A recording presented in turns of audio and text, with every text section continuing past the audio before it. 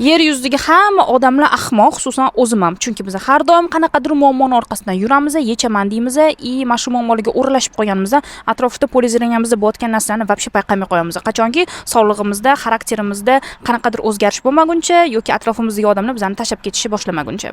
Bu muammo jonivorlar ham tarakandan battar ko'payish xususiyatiga ega. Bittasini yechdingiz, kengisini yechdingiz, undan keyingisi o'chirtga tayyor bo'lib turaverishadi. Xo'p, unda nima qilish kerak? Birinchi o'chirtda fikrlashni o'zgartirish kerak. Muammoga muammo deb qarasangiz, u muammoga aylanishni boshlaydi. Situatsiya deb qarasangiz, situatsiyaga aylanishni boshlaydi. Imkon deb qarasangiz, imkonga aylanishni boshlaydi. Qanaqa qilib?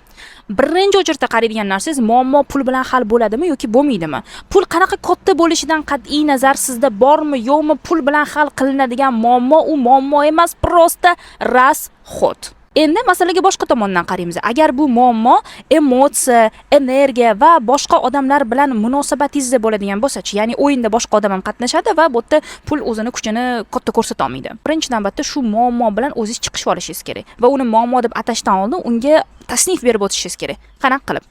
Qaraysiz, bu muammo sizni yashashingizga xalaqit beryaptimi, bermayaptimi? Xalaqit beryapti. Xo'p, bu muammoni men yechganimdan keyin hayotimda o'zgarish yaxshi tomonga bo'ladimi, bo'lmaydimi?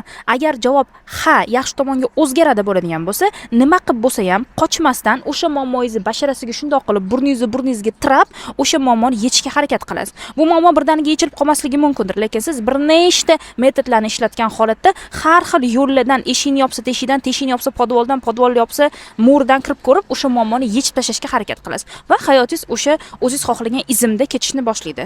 Agarda muammo sizni yashashingizga xalaqit berayotgan bo'lsa, lekin uni yechayotganda ham siz o'zingizga katta foyda ola olmasligingizni bilsangiz, bo'ldi, o'sha yerda to'xtating. U qanaqa muammo, qanaqa odam, qanaqa munosabat, nima bo'lishidan qat'iy nazar, agar uni yechganingizdan keyin ham hayotingizda qanaqadir ravshanlik bo'lmaydigan bo'lsa, muammo o'sha yerda tugashi shart, muammoni prosta chopib yuboring.